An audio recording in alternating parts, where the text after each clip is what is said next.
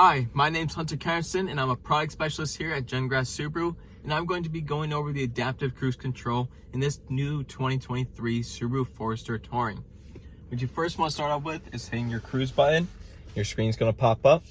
Next, you're going to hit your adaptive button and the little steering wheel on the side is going to pop up.